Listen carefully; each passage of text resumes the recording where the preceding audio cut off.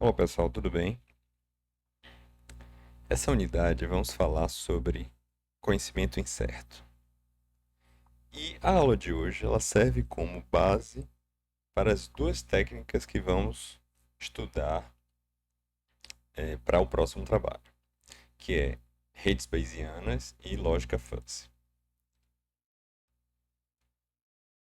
Então, o objetivo dessa aula é apresentar de maneira geral o conhecimento necessário para se entender essas duas técnicas que a gente se referiu. Então, a primeira coisa que a gente precisa perceber é o conceito geral de incerteza. Então, o que é incerteza na inteligência artificial?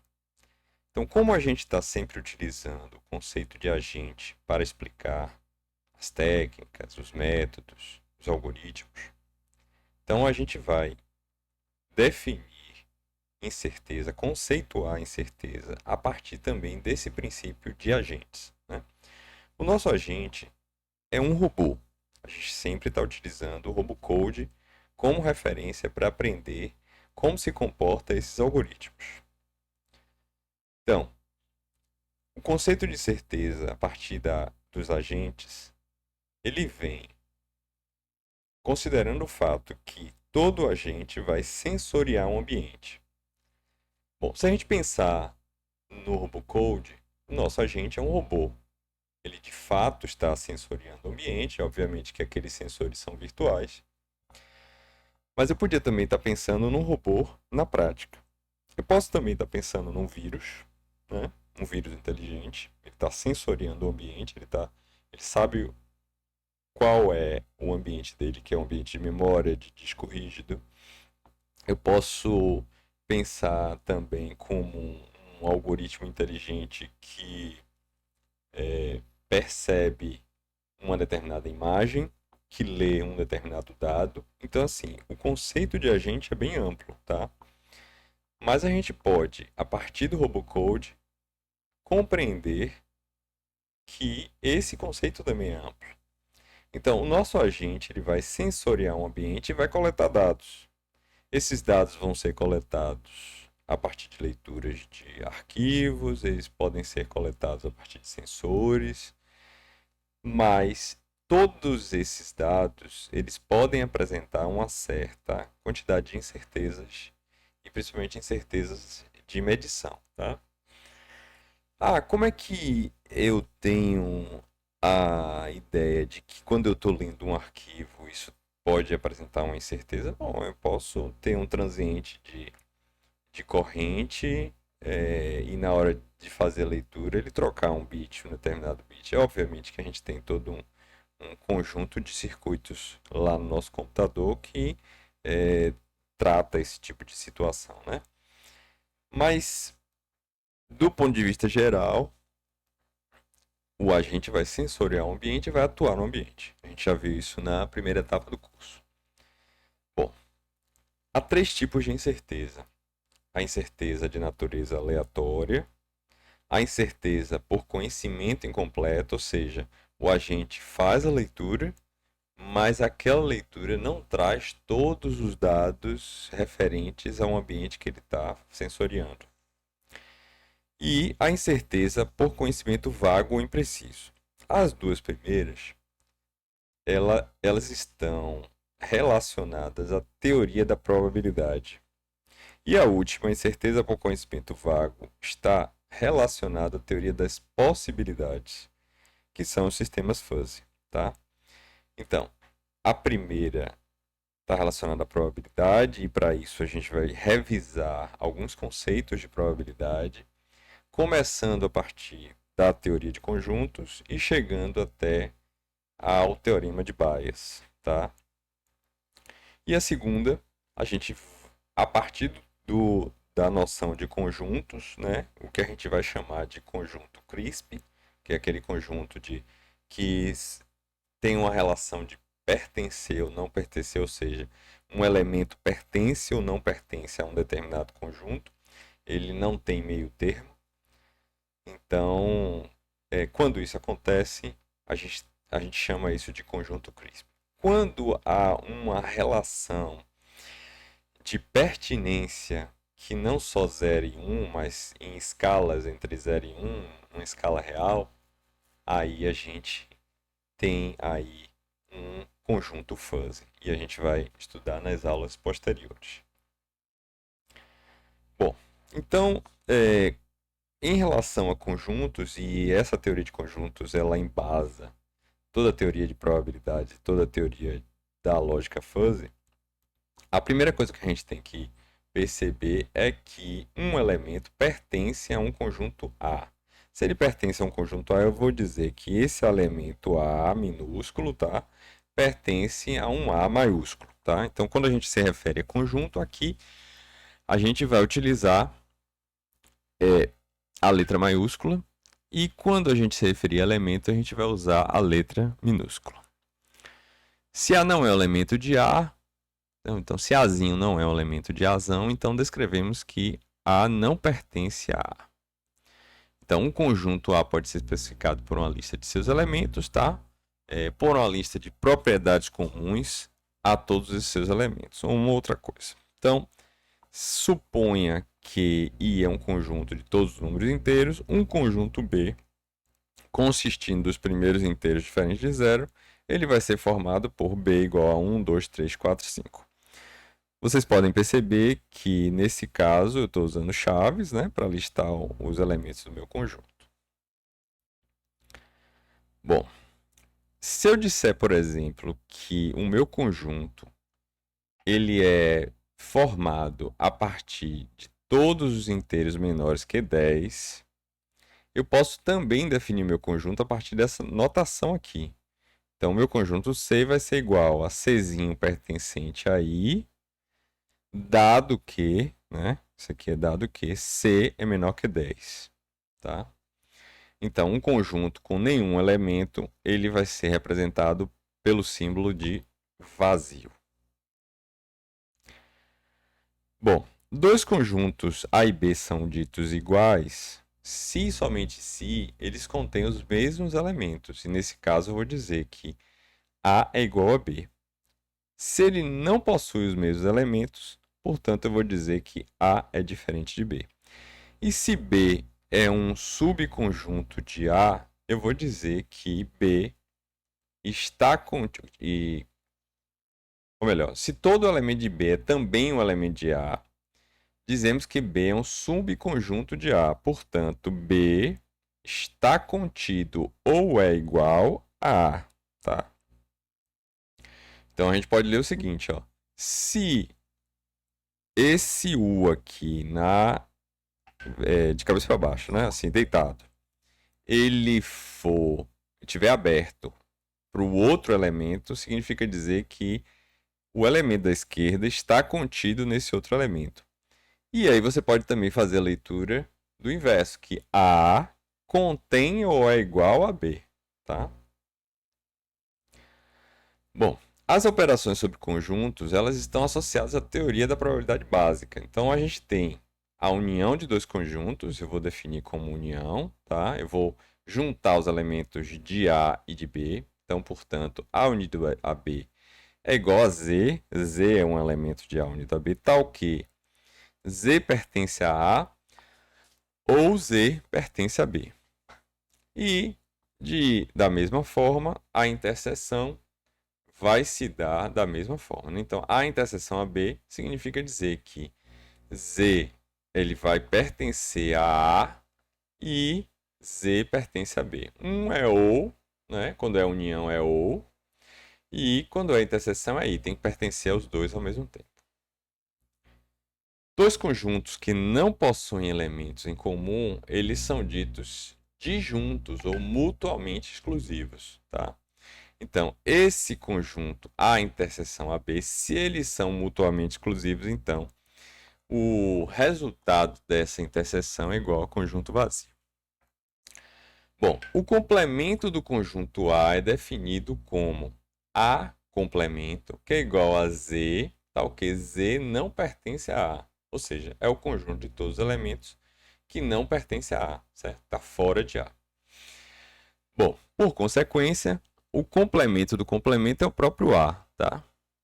E a diferença dos dois conjuntos A e B é dada por A menos B, e, portanto, é um elemento formada pelo elemento Z, tal que Z pertence a A e Z não pertence a B. E aí a gente tem um conjunto de operações aqui que a gente pode ler. Olha, o complemento de S, que são todos os elementos daquele conjunto, é igual a vazio. Tá? O complemento do vazio é igual a S. A unido a complemento de A, obviamente, é igual a S. E A interseção ao complemento de A é igual ao vazio. Então fica aqui o exercício de vocês tentarem reconhecer todo esse conjunto de operações aqui que a gente pode fazer em torno dos conjuntos. Então, por exemplo, tem aqui uma propriedade, né? Uma propriedade distributiva, A interseção de B unido a C é igual a A interseção de B unido a A interseção de C. Isso aqui lembra, inclusive, muito lógica booleana, né? Vocês podem relembrar esse conjunto. Aqui tem mais outros elementos. Na verdade, esse é mesmo. Eu acho que está repetido na verdade, esse slide. Então, vocês podem considerar e pular. Bom, aqui a gente tem a representação daquelas mesmas operações que a gente mostrou anteriormente, algumas, na verdade, né? Mostrando como é que seria através do diagrama chamado diagrama de Venn, né? Então, a gente tem aqui o A complemento, todo esse quadrado aqui, né? O A está aqui dentro desse círculo. O A inter B, então você tem um elemento A, você tem um elemento B, então o que está achurado aqui é o A inter B. O A unido a B vai ser tudo de A, tudo de B e mais a interseção. Portanto, quando a gente fala de A unido a B, é o conjunto A mais o conjunto B menos A inter B, né? Eu estou pegando o A inter B, já estou contando duas vezes, então eu tenho que tirar a interseção. A menos B vai ser só o que está dentro de A e assim por diante, tá? Bom, aí a gente vai começar agora, dado o conceito de conjunto, a perceber como é que a gente começa a entrar na questão da probabilidade, ou seja, na teoria da probabilidade. Tá? Então, para a gente entrar nessa teoria de probabilidade, a gente precisa perceber o que é a frequência relativa, né? Então, assim, a gente sabe que se a gente jogar cara e coroa, a gente sempre diz que é 50% de chance da cara e 50% de chance da coroa. Obviamente que esse 50-50 ele só vai acontecer se a quantidade de vezes que eu jogar a moeda tender a infinito. Então, se eu jogar 3, 4 vezes, vocês não esperam que aquilo, as 3 ou 4 vezes, vai dar certinho. 2 vezes cara, 2 vezes coroa, né? Obviamente que isso tem que ficar claro. Então, antes da gente se preocupar com a tendência a um determinado evento ocorrer, a gente precisa, na verdade, perceber o conceito de frequência relativa. Então, a frequência relativa, a gente vai definir essa fórmula aqui. Então, N sendo o número total de jogadas, né, de uma determinada moeda, NH, o número de caras obtidas, e NT, o número de coroas. Esse H aqui vocês lembram de head, que é coroa, é cara em inglês, e T, tail, que é coroa em inglês, né? É como se fosse cara e rabo. Então a gente diz o seguinte, que o número total de jogadas vai ser, como a gente só tem dois eventos, ou cair cara ou cair coroa, ela vai ser a soma desse total de cada um desses eventos, né?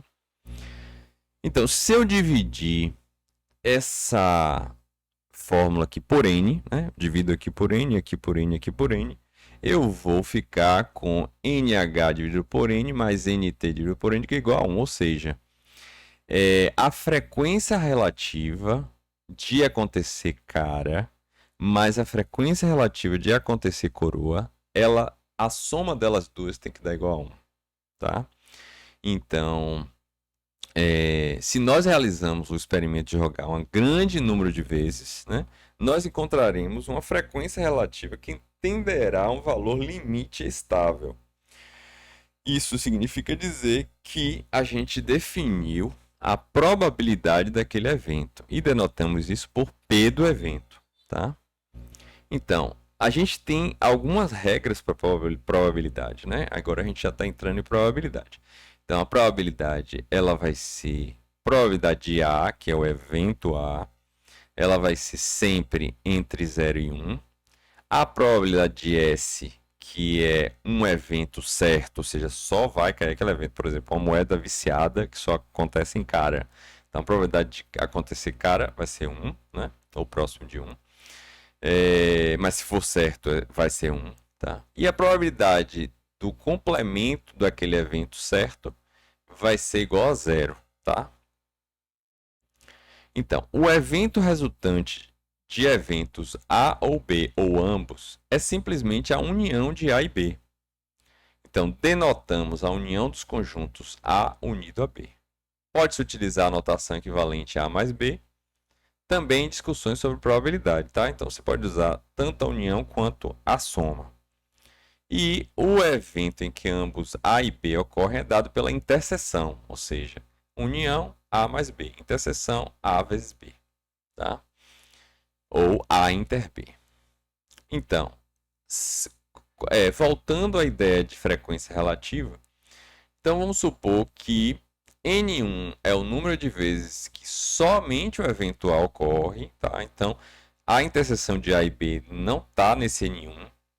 N2, somente Então, eu queria que vocês imaginassem nesse momento aqui o diagrama de Venn. Eu tenho dois círculos, né? Ele tem uma interseção no meio. O círculo da esquerda eu chamo de evento A e o círculo da direita eu chamo de evento B. E a interseção entre eles dois é A inter B. Então, N1 é o número de vezes que somente o evento A ocorre, N2 somente o evento B, N3 é a interseção deles dois, e N4 nem A nem B ocorre, ou seja, o complemento de A e B.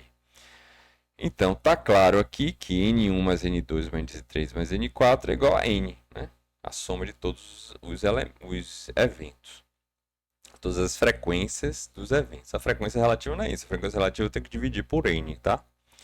Então, as frequências relativas, portanto, depois que eu dividir por N, vai dar NA, que é a frequência do evento A, dividido pela frequência total, né, que é a probabilidade, vai ser dado por N1 mais N3 dividido por N. Olha, estou aqui entrando já em conjunto, né? Porque eu vou somar N1, que é o evento A, e N3, que é A inter B.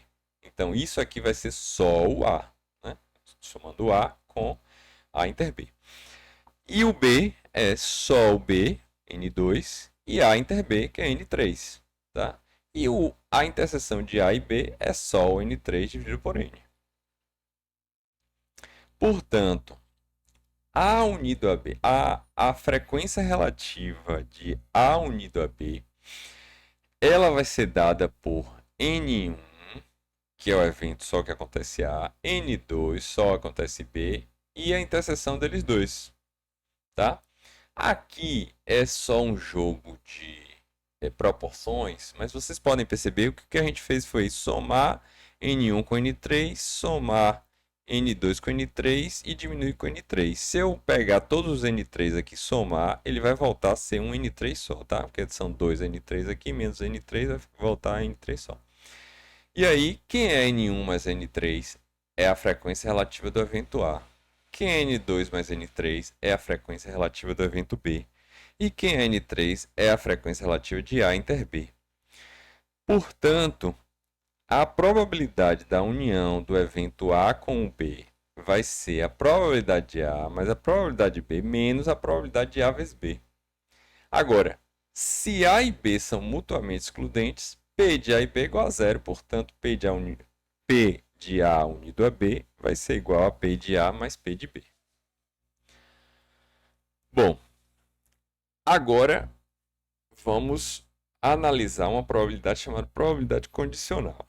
A probabilidade condicional vem da frequência relativa de A dado que aconteceu B. Portanto, N de A dado que aconteceu B vai ser N de AB dividido por N, quer dizer, a frequência relativa de AB dividido por N, a frequência relativa de AB, desculpe, dividido pela frequência relativa de B. Portanto, isso vai ser igual a N3 dividido por N2 mais N3, tá? Bom, similarmente, a frequência relativa de B ocorrer, dado que A ocorreu, vai ser a frequência relativa de A e B ocorrerem, ou seja, a interseção de A e B, e dividido pela frequência relativa do evento A ocorrer. Portanto, vai ser N3 dividido por N1 mais N3. Então, assim, quando a gente fala de A dado B, vai ser N3 dividido por N2 mais N3. E quando eu fizer B dado A, vai ser N3 dividido por N1 mais N3, certo? E aí eu tenho, portanto, a probabilidade de A dado B igual a probabilidade de B dado A vezes P de A dividido pela probabilidade de B. Então, eu reescrevo essa fórmula aqui como sendo a probabilidade de B dado A, né? Eu troquei aqui para cá, e igual a probabilidade de A dado B vezes P de B sobre P de A. Então, as duas coisas estão corretas, certo? Eu só fiz reescrever os termos. E aí, isso aqui é definido, né? Tanto isso quanto isso, né? É definido como teorema de Bayes. A gente vai falar mais um pouquinho mais tarde, vai explicar um pouco mais sobre o teorema de Bayes, mas até aqui é o que nos interessa saber para a gente entender a probabilidade do teorema de Bayes, tá?